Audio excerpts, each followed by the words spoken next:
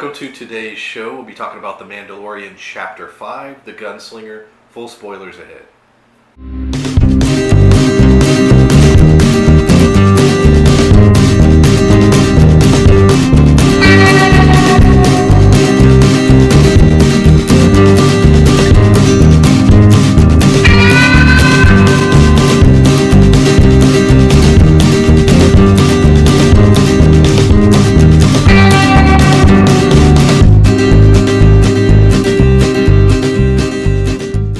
Welcome to the show.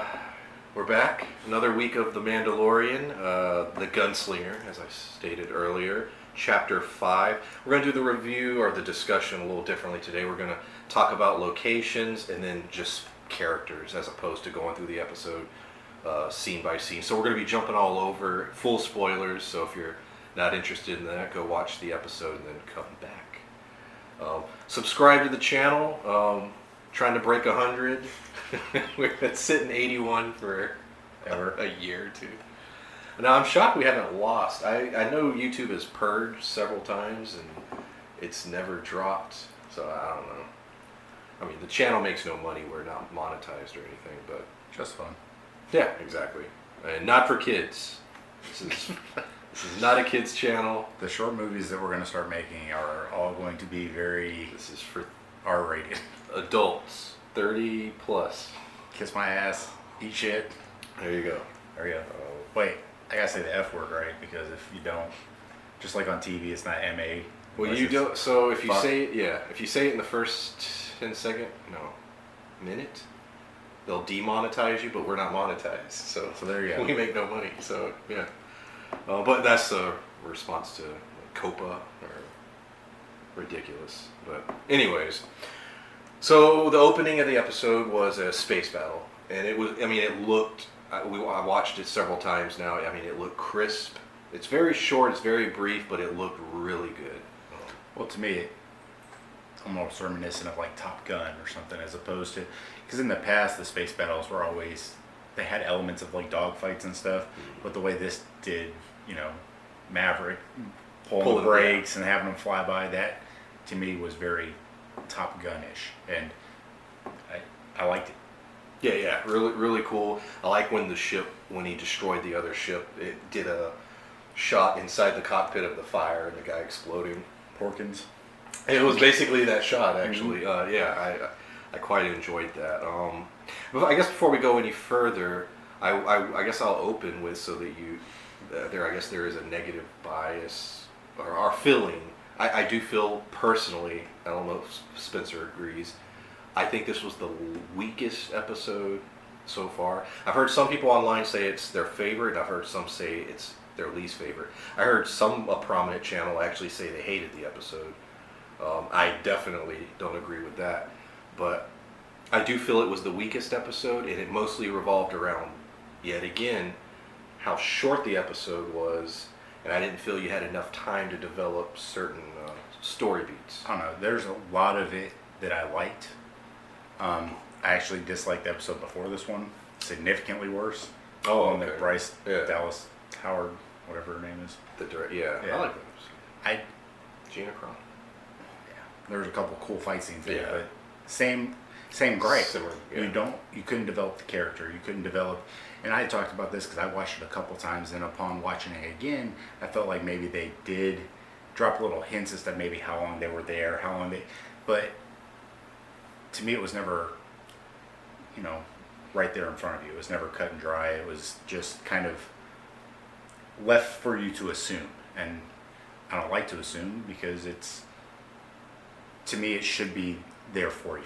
But I still like mystery. I still like stuff, but I don't like to guess about their intentions, guess this. This episode, I really enjoyed. My only gripe was the extra, the other bounty hunter guy. I don't remember his name. That was my only gripe of the episode. I think, I'm starting to think maybe, and I'll know there's 3 left. Maybe we should have had 6 episodes that were 45 minutes, 50 minutes apiece, as opposed to 9 or 8? Yeah. I think it's 9. 9 episodes that are literally like 28 minutes, 30 minutes. maybe each episode, and maybe you even cut out a couple episodes. We'll know if that's the direction they should have went by the end, but that's the vibe I'm getting. Because I felt the first 3 episodes were so focused, and now these last 2, not as much, a little more one-off-ish. Well, it felt like it tied it in at the end, but the whole Yes, episode itself was pointless. So you have a whole episode that was pointless, and then the last couple minutes you're just like, oh, that's why they did this. And I will say, there's the only 2 shows I'm really watching right now is this show and The Watchmen. And that's sort of, I think, where some of my criticism's coming from, because The Watchmen is so tightly written. So every weekend I'm watching that, and it's the writing is so good, it's so tight. And then I watch this, and I'm not getting that character development. I'm not getting, you know what I mean? So it's not a fair comparison. But those are, just so you know, those are the 2 things I'm watching. Well, to me, it's two very different genres. So you got one that's supposed to be family friendly, The Watchmen, which is not, but it's 2 completely different genres. Yes. That being said, I still do feel like the character development and the mysteries in The Watchmen, how it goes from here to here, and then there's this big unveiling at the end of it. You can still do that and have it still be kid appropriate.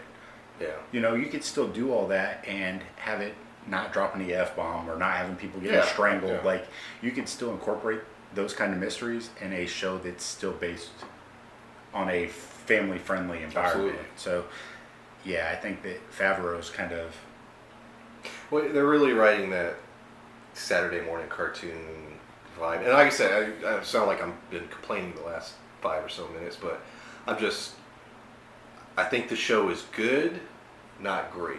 And I think it could be great. And that's my...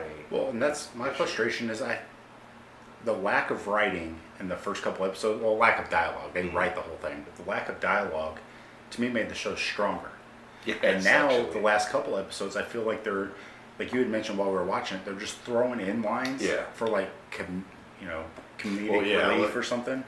And that, to me, is a detriment to the show. I liked the first episodes because the dialogue was so short. There wasn't a whole lot of throwaway lines. It was just quick and a lot of action. In the last couple episodes, they've been going back towards dialogue instead of action, and the dialogue has not been top notch. So the big thing this episode takes place on Tatooine. So we're in a place that we know.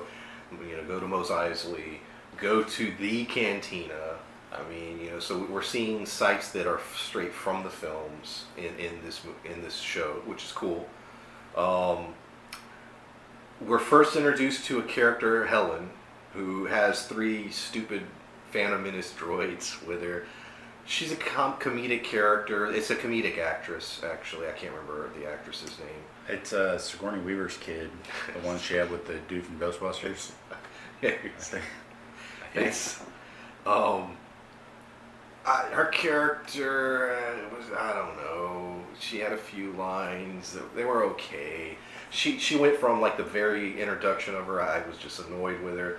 Then I didn't mind her so much, and then by the end I was like, I don't know. I think the droids annoyed me more after rewatching it. Because it reminded me of Phantom Menace. I didn't feel like her character was even necessary. Yeah, it really was. You could have spent the 10 minutes while he was talking to her doing more character development on the bounty hunter guy. Because he could have landed in that hangar and been like, hey, here's money for the hangar. And she would have been like, okay, hey, I got some things wrong with my ship. Well, now, all right, it's going to cost this much. I'll get you your money. And then that's it. Some are speculating that this could be all leading to maybe season 2 having a team, like the Mandalorian assembles a crew or something, and maybe she could be part of that. The dude, now this is just people talking, nobody knows. I mean, that would still make sense, but to me, what's the point of introducing these characters unless we're going to do something with them later? And they've already greenlit season 2, haven't they? Season 2's happening, Helen was a little too Phantom Menace, and then the bit where she finds Baby Yoda, it's all, the music is even comedic, it's a whole comedy bit, so I didn't care for it, really. Baby Yoda this episode didn't do a whole lot, was definitely central to the ending of the episode, being held hostage, but got to see more of the puppet work, you could definitely tell it was a puppet throughout, especially when whenever anybody was holding him or her. Well, and that's the thing too, is that when Helen was running with the puppet, like the eyes didn't move, the ears kind of flopped for a second, but then as soon as she stopped and the camera repanned around, then you could see the eyes moving. It was, like you said, it was puppet work, but it was well done. Right? More noises from Baby Yoda. When Baby Yoda was coming off of the ship and they heard like the creepy, scary noises on the ship, they didn't know what it was. I sort of like that moment because it reminded me of Star Wars and of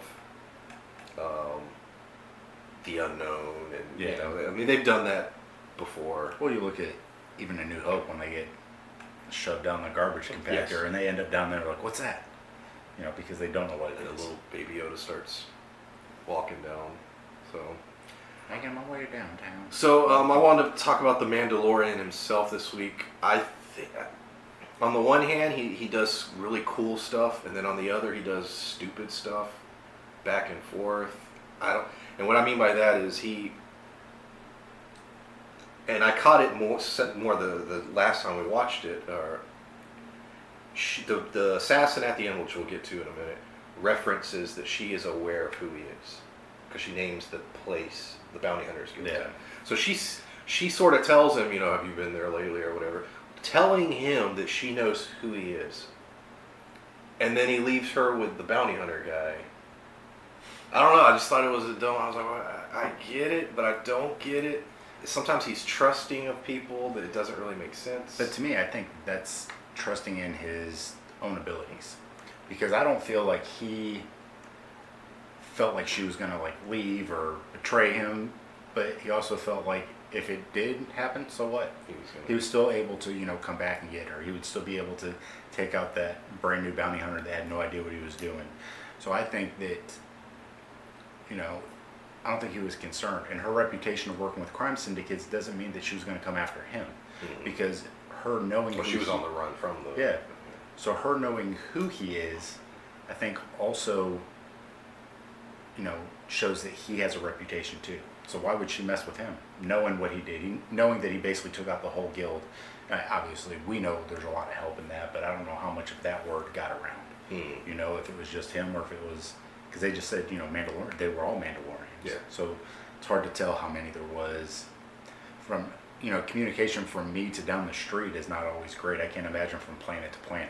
You know, like I'm sure that the telephone game of that gets really blown out of proportion. So yeah. Facebook. Spacebook. So the bounty hunter in training, Toro Calican, I believe that's how Honestly, in charge of naming characters. We're introduced to him. He's sitting in Han Solo's spot from, you know, that we're introduced to him in A New Hope. A cool little throwback. This character, I was really into him and then, like I said, spoilers, then you kill him at the end. That really irritated me. I was like, you introduce this character, he doesn't turn into an antagonist until like the last 5 minutes, and then you just sort of throw him away. And I don't know. I think it was a missed opportunity. I felt like his character development, he could have been, like you said, an antagonist. It didn't have to be the main one, obviously. No. It's whatever's going on or whatever they're building at the end of the episode. But he could have been that shitty character from The Wire that's always, you know, stealing guns, and like it's that one guy who's always getting into trouble, but he's always like a narc or, you know, an informant or something. I think they could have used him, you know, but I think it was surprising to me that they killed him off, and I don't know. I just thought it was weird. I love the whole speeder assault sequence. I thought, you know, that was probably the highlight of the week. Shooting the flares. Yeah. I don't know. I thought it was an interesting character, and it made me want to know more about him. And then you kill him. But, I don't know. And then we're introduced to Vernick. I don't remember. The assassin. Foreskin Chan. Or Shan. I don't remember. Foreskin something. The assassin, who seems like, yet again, a really cool intro. Now, there's a hint at the end, which we'll talk about in a minute, that she may be back, but seemed like a really cool character. You get, she's very dangerous. She has ties with, the crime syndicates and, the Hutts, and good fighter. Although that fight scene, the lighting was horrible. Yes, it's nighttime, but well, and we talked about that. I thought it was. that was so dark. I think it's a cool idea to do that. Yeah. But to me, there needs to be a light source somewhere. To even if there, Yeah, even if you see a shadow or anything, a star, there needs to be some kind of light source to make it visible. it was so dark. Screwing with the brightness on my TV didn't make it a whole lot better. It was dark. But I think that her character, to me, like the end scene with her, and I won't talk about that yet, I know we're doing that next, yes. But if they would have showed that right before the Mandalorian killed that bounty hunter, mm-hmm. it would have showed that he was inept. And then it wouldn't have been as bad that he got killed. You know what I'm saying? Like, he's this awful dude, he's not very good at his job, he gets killed. So what? But saving that is almost like a post-credit scene. I think it was too much time between the part where he sucks and you find out that he couldn't even kill the bounty hunter who was handcuffed in front of him. And going back to him slightly, I think another thing that bugs me about the character dying is he seemed, the actor really seemed into the role. Like, he was really going for it. Like, anytime he had dialogue, he was very expressive. He was really trying to be this character, and then you just throw him away. And same with the assassin, which, like I said, at the end of the episode, so she's killed off. She has very little dialogue. She seems really cool, interesting background. Want to know more about her. He shoots her, and then at the very last shot, a figure approaches her, maybe alluding that either maybe she's alive, maybe not, or at least whoever's approaching her maybe knows trying to who collect she a is. bounty though There's, too. and that could be dead or alive. I didn't think about that till just now. It could be just somebody trying to collect a bounty. There's multiple things it could mean, but people online are pointing out that when the character approaches, you hear the sound of spurs, even though they're not wearing spurs, and that could it be Boba Fett? I'd be pretty excited. I think it would make sense. It's on Tatooine. She has ties to the Hutts. Yeah, they said that she worked with the crime syndicates. So I think you could. I mean, if you're going to bring Boba Fett in, I think that'd be a smart thing from a merchandise point of view. You bring him in at the last episode, maybe at the very finale, and setting up season 2. Everybody will get excited. It'll be all over, social media. My only gripe with that is that if he's going to be the antagonist, or that would be cool. He's the bad guy. That would be good. Yeah. But to me, if you start focusing on him now and drop maybe a couple hints, that's okay. But if you start focusing on him now, you lose who's coming after Baby Yoda. And that's my thing. Unless you show that he's the one hunting it. So there's some ways to fix it. That's probably the central. If you push back and say, what is the number one issue with the series right now? There's not a central antagonist. I have no idea. There isn't, and we've only got 3 episodes left. There's not a. It would be cool if there was a Boba Fett or someone who's always on his ass, always after the Mandalorian. Yeah, he's dealing with all these other losers, but this one threat that keeps coming after him. That would be cool. In a season 2, what if Boba Fett's hunting the Mandalorian? Well, and that's what we were saying, is that there's not a villain yet. Yeah, we speculated in other videos who the villain's going to be. We don't know. He kills bounty hunters every single episode who are after him. They're no real threat to him. Yes, but then if you go back to Chubbs, like if they just showed a I'm picture sure of him, sending them. but that's what I'm saying. If they just show a picture of him being like, we got to get him, we got to get this back, we got to get our reputation back online. He took us out. If you would have had that one time, since episode 1, episode 2, like if you would have just had him do that one time, then to me it would explain why they keep showing up.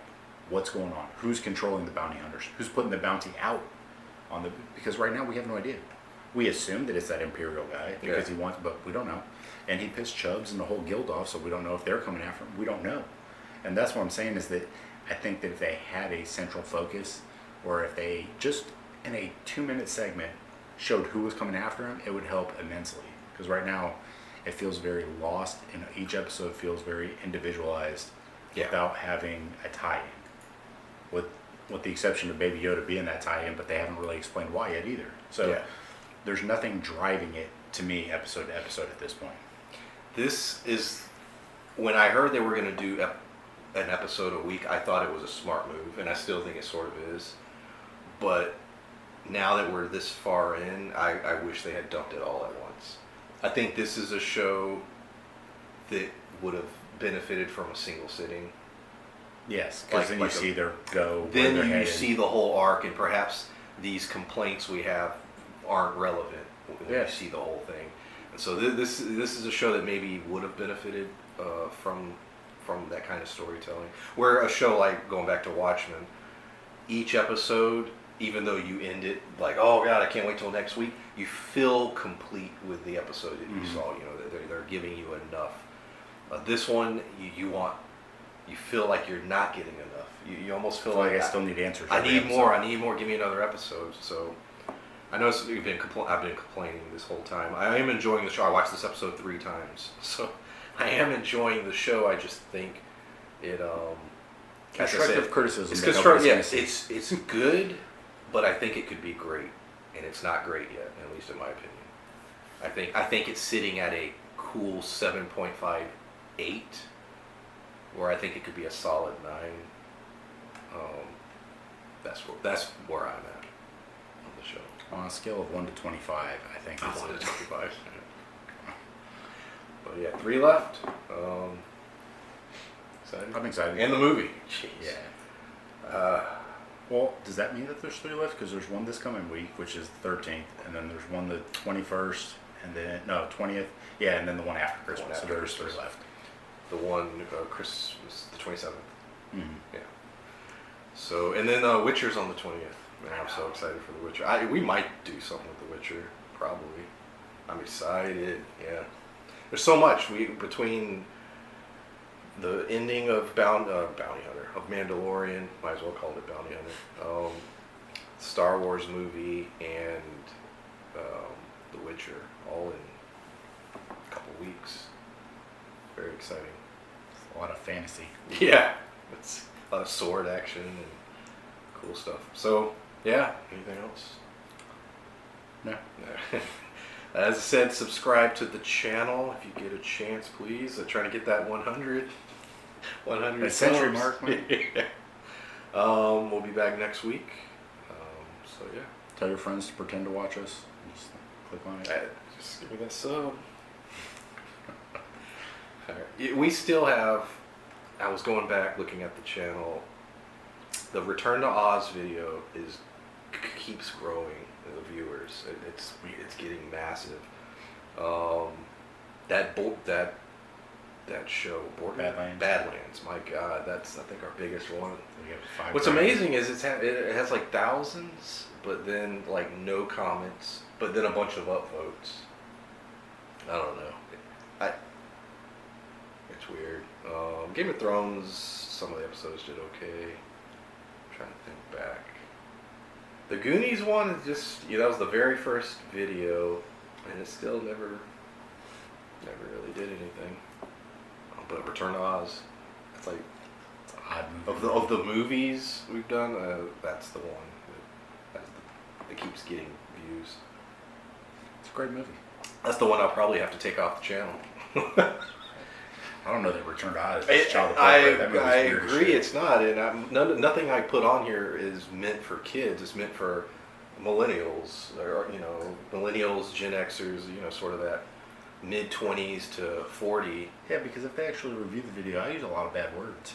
Any of our older stuff, definitely. But I've tried to tone it down a little bit. The Return to Oz, but my thumbnail is the girl. Just change the thumbnail. Yeah. Make it to the Wheeler. Yeah, that's terrifying. So yeah, all right. See you next week. Go back and watch all the other shit. Yeah, check it multiple times and then just. I don't even remember I don't remember. Just leave it running in the background. I do that for channels I like. Like if I'm going to sleep and there's a channel I really like, I'll put it on their channel and just let it cycle through. Yeah, do that for us. Yeah, just it's like hey, I like your channel. I don't have time to watch all your content, so I'm sitting on my Wi-Fi at home. Give you those, ad revenue. Yeah. All right. See you next week.